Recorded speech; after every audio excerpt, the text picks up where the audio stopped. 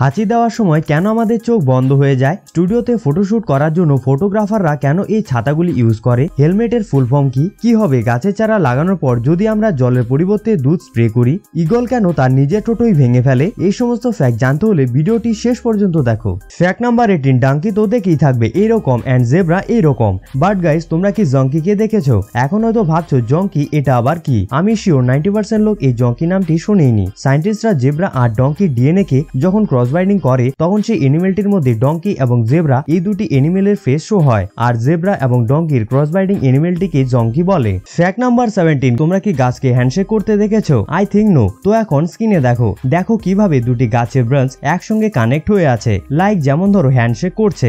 এটা totally natural ভাবেই হয়েছে। ওয়াও, সাচ মে গাজব। ফ্যাক্ট নাম্বার 16, গাইস তোমরা কি এটা জানো যখন তুমি কোনো পার্সনের সঙ্গে কথা বলছো কিন্তু সেই পার্সনটি কথা বলার সঙ্গে সঙ্গে তার পাকে নাড়াচাড়া করছে, তাহলে ভেবে নিও যে লোকটি তোমার সঙ্গে কথা বলার কোনো ইন্টারেস্টই নেই এবং লোকটি তোমার কথা শুনে বোরিং ফিল করছে এবং সেখান থেকে যেতে চাইছে। ফ্যাক্ট নাম্বার 15, গাইস তোমরা তো নিশ্চয়ই অনেক স্টেশনারি শপ দেখে থাকবে, বাট গাইস এখন যে আমি স্টেশনারি শপ ও তার ওনারের কথা বলবো যেটি শুনে তোমাদের শক লেগে যাবে। তো গাইস এখন এই ইমেজটিকে দেখো, ইমেজটিতে দেখো যে একজন লোক দাঁড়িয়ে ও তার চারপাশে যে ওয়ালের মতো দেখতে লাগছে তা সবই পেন্সিল, আর এই শপটি ইরানের মোহাম্মদ রাক্তির। গাজব কথা হলো যে এতগুলি পেন্সিলের মধ্যে কাস্টমারদের যে টাইপের পেন্সিল দরকার মোহাম্মদ রাক্তি সেই টাইপের পেন্সিলই একবারই বের করে দেয়। এত হাজারো পেন্সিলের মধ্যে একবারই খুঁজে বের করা কতটা টাফ। ফ্যাক্ট নাম্বার 14, গাইস তোমরা কি এটা জানো আমাদের ঠোঁটের স্কিনকে মোকাসো বলে, আর এই সেম স্কিন আমাদের মলদারেও, অর্থাৎ আমাদের ঠোঁট আর মলদারের স্কিন একই। আর এর কারণ হলো যে আমাদের ঠোঁট আর মলদার আমাদের বডির এলিমেন্টারি ক্যানেলের দুই প্রান্ত।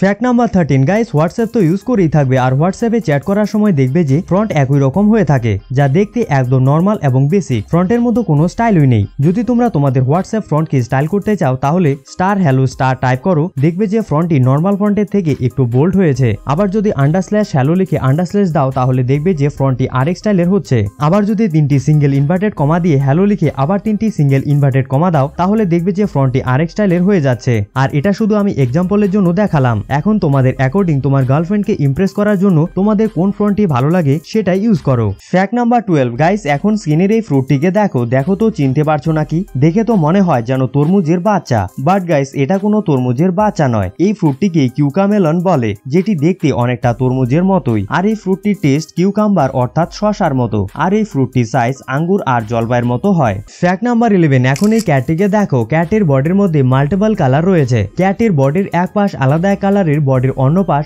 আলাদা এক কালারের, যার ফলে ক্যাটের বিউটিনেসকে দেখতে মোর অ্যামাজিং এবং অ্যাট্রাকটিভ লাগে। আর এই ক্যাটের বাচ্চা দুটিকে দেখো, ক্যাটটির এক একটি কালার বাচ্চা দুটির মধ্যে আলাদা আলাদা ভাবে শো হয়েছে। ওয়াও, সাচ মে অ্যামাজিং। ফ্যাক্ট নাম্বার 10, গাইস তোমরা কি এটা জানো জাহাজ অর্থাৎ শিপ থেকে যে সমস্ত জিনিস ডেলিভার হয় তাকে কার্গো বলে, আর আমরা যখন অনলাইন থেকে কোনো প্রোডাক্ট বাই করি তখন তাকে শিপমেন্ট বলে। কেমন গাজব না, জাহাজের ডেলিভারি কার্গো আর কারের মধ্যে ডেলিভারি হওয়া প্রোডাক্ট শিপমেন্ট। তো গাইস যদি তোমাদের ভিডিওটি দেখতে ভালো লাগছে তাহলে চ্যানেলটিকে সাবস্ক্রাইব করে রাখো। ফ্যাক্ট নাম্বার 9, ইন্ডিয়াতে যদি কারো ফাঁসি দেওয়া হয় তাহলে তাকে ও তার রিলেটিভকে সেই ফাঁসি দেওয়ার ডেটই আগে থেকেই জানানো হয়, বাট গাইস জাপানে এমনটা নয়। জাপানের কয়েদির কখন ফাঁসি হবে তা সেই কয়েদিকে আগে থেকেই জানানো হয় না। তো একবার ভাবো সেই কয়েদির দিন কিভাবে কাটে, বাট এমনটা করা উচিত নয়, অথচ তার মরার দিনটা তো আগে থেকেই জানানো উচিত। ফ্যাক্ট নাম্বার 8, গাইস তোমরা তো ফ্রক দেখেই থাকবে, আর নর্মালি একটি ফ্রক দেখতে এইরকম, বাট এখন এই ফ্রকটিকে দেখো, কি এমন ফ্রক আগে দেখেছো? আমার খেয়ালে তো মনে হয় না। আর এই রেয়ার প্রজাতির ফ্রককে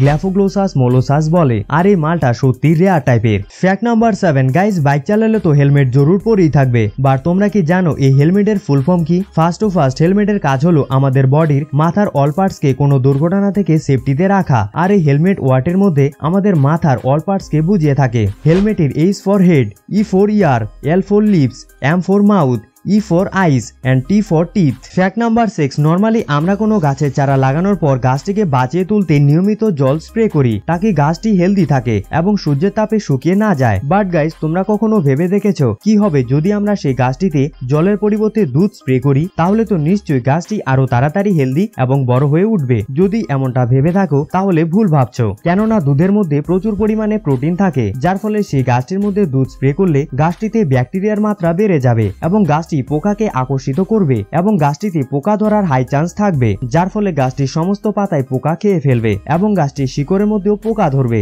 এবং ধীরে ধীরে গাছটি মাটি থেকে ঠিকভাবে খাবার নিতে না পেরে মারা যাবে। কেননা যদি গাছের শিকড়ই খারাপ হয়ে যায় তাহলে গাছটি মাটি থেকে খাবার জোগাতে পারবে না। ফ্যাক্ট নাম্বার 5 গাইস, আমার ভিডিওতে হয়তো অনেক রেয়ার টাইপের রেস্টুরেন্টকে দেখে থাকবে, বাট এখন এই রেস্টুরেন্টটিকে দেখো। টোটাল রেস্টুরেন্টটি জলের উপর বিল করা আছে আর চারপাশ দিয়ে জলের ধারা বয়ে যাচ্ছে আর এই রেস্টুরেন্টটি ইরাকে স্ট্যান্ড করা আছে। রিয়ালি এমন রেস্টুরেন্টে গিয়ে খাবার খেলে লাইফে আলাদা একটি ফিলিং ক্রিয়েট হবে। রেস্টুরেন্টে খাওয়ার পর সে জলের ধারায় হাত ধো, গার্লফ্রেন্ডকে জল ছিটিয়ে দাও, ও মাইরি আলাদা এক এক্সপিরিয়েন্স। ফ্যাক্ট নাম্বার 4 যদি কোনো পাখির ঠোঁট ভেঙে যায় তাহলে পাখিটি না খেয়েই মারা যাবে, কেননা পাখিরা তাদের ঠোঁটের দ্বারাই শিকার করে। বাট গাজব কথা হলো ঈগল এমন এক পাখি যে তার নিজের ঠোঁট নিজেই ভাঙে। আর এর কারণ হলো যে যখন একটি ঈগলের বয়স 30 থেকে 40 বছর হয়ে যায় তখন ঈগলের পাখনা ভারী হয়ে যায়, যার ফলে ঈগল ভালো করে উঠতে পারে না এবং ভালো করে কোনো শিকারও করতে পারে না এবং তার পুরনো ঠোঁটও দুর্বল হয়ে পড়ে, লাইক যেমন ধরো বুড়ো মানুষের দাঁতের মতো। আর এই সিচুয়েশনে ঈগল বড় কোনো পাথরের মধ্যে ঠোকরের পর ঠোকর মারতে থাকে এবং তার পুরনো ঠোঁট ক্ষয় হয়ে ভেঙে যায় এবং 2 থেকে 3 মাস পর ঈগলের আবার নতুন এবং স্ট্রং ঠোঁট বের হয়। আর এই নতুন স্ট্রং ঠোঁটের সাহায্যে ঈগল তার পুরনো ভারী পাখনাগুলিকে এক এক করে তুলে ফেলে দেয় এবং 1 থেকে 2 মাস পর আবার ঈগলের নতুন পাখনা গজিয়ে যায়, যার ফলে ঈগল আবার তার পুরনো পাওয়ারে ফিরে আসে এবং আকাশের মধ্যে রাজ করতে থাকে। Fact number 3 guys, swimming pool তো দেখেই থাকবে আর এটা তো দেখেই থাকবে যে সুইমিং পুলের জল একটি নদীর থেকেও বেশি নীল হয়। আর সুইমিং পুলের জল এত নীল হওয়ার মূল কারণ হলো সুইমিং পুলের নিচে লাগানো নীল টাইলস। বাট কখনো গেস করে দেখেছো সুইমিং পুলের নিচে শুধু নীল টাইলসই কেন লাগানো হয়? ধরো যদি নীলের পরিবর্তে সাদা টাইলস লাগানো হতো তাহলে ডেইলি স্নান করার ফলে এবং সুইমিং পুলে লাফালাফি করার ফলে সাদা টাইলসে দাগ লেগে নোংরা হয়ে যেত। কালো টাইলস হলে জলের গভীরতাকে বোঝাই যেত না যে সুইমিং পুলের জলের গভীরতা কত। সবুজ হলে শৈবালের ফিলিং দিত, মনে হতো যেন নিচে শৈবাল জমে গেছে। লাল হলে সুইমিং পুলের জল রক্তের মতো লাল দেখাতো, যার ফলে লোকেদের মনে নেগেটিভ এফেক্ট পড়বে। আর তাই নীল টাইলস লাগানো হয়, যার ফলে সুইমিং পুলের জল আকাশের মতো ক্লিন অ্যান্ড ব্লু মনে হয়। ফ্যাক্ট নাম্বার 2 গাইস, এটা তো দেখেই থাকবে যে বড় বড় স্টুডিওতে ফটোগ্রাফাররা ফটোশুট করার সময় বড় বড় ছাতা ইউজ করে থাকে। বাট কখনো ভেবে দেখেছো কেন ফটোশুট করার সময় এই ছাতাগুলি ইউজ করে? ওয়েল গাইস, ফটোগ্রাফারের 90% মূল ট্রিক হলো ঠিকভাবে লাইটিং কে সেট করা, পর্যাপ্ত মাত্রায় লাইটিং কে রিফ্লেক্ট করা। আর এই ছাতাগুলির মধ্যে বাল্ব লাগানো থাকে, যার ফলে সেই লাইটের আলো পার্টিকুলার কোনো সাবজেক্টকে টার্গেট করে আর এর ফলে সেই সাবজেক্টটির কোনো ছায়া পড়ার চান্স থাকে না, যার ফলে ফটোশুট করার সময় কোনো প্রবলেম ফেস করতে হয় না। আর যদি এরকম ছাতা দেওয়া না হতো তাহলে লাইটের আলোটি টোটাল রুমকে রিফ্লেক্ট করতো এবং সেই সাবজেক্টটির পিছনে ছায়া পড়তো এবং ঠিকঠাক ভাবে লাইটিং না হওয়ার ফলে ফটো ব্যাড কোয়ালিটির হতো। ফ্যাক্ট নাম্বার 1 গাইস, কখনো ভেবে দেখেছো হাঁচি দেওয়ার সময় আমাদের চোখ বন্ধ হয়ে যায় কেন? হাঁচি হওয়ার মূল কারণ হলো যখন আমাদের নাকের মধ্যে কোনো ধুলোকণা আটকে যায় তখন তাকে আমাদের বডি হাওয়ার প্রেসার ক্রিয়েট করে বাইরে বের করে দিতে চায় আর এর জন্য আমাদের হাঁচি আসে। চোখের পলক ঝাপকানোর জন্য ট্রাইজেমিনাল ভেইন দায়ী থাকে আর এই ভেইন আমাদের চেহারা, চোখ, মুখ, নাকে নিয়ন্ত্রণ করে। হাঁচির সময় মস্তিষ্ক বডির অল পার্টসের সিগন্যাল সিস্টেমকে ব্লক করে দেয় আর সেই ব্লকের এফেক্ট ট্রাইজেমিনাল ভেইনের মধ্যে পড়ে, যার ফলে হাঁচি দেওয়ার সময় ট্রাইজেমিনাল ভেইন ঠিকভাবে চোখ, মুখ, নাকে কন্ট্রোল করতে পারে না, যার ফলে হাঁচির সময় আমাদের চোখ বন্ধ হয়ে যায়, মুখ তেরা বেঁকা হয়ে যায়। তো বন্ধুরা, আজকের ভিডিও এতটুকুই। দেখা হচ্ছে পরবর্তী ভিডিওতে নতুন কিছু ফ্যাক্ট নিয়ে।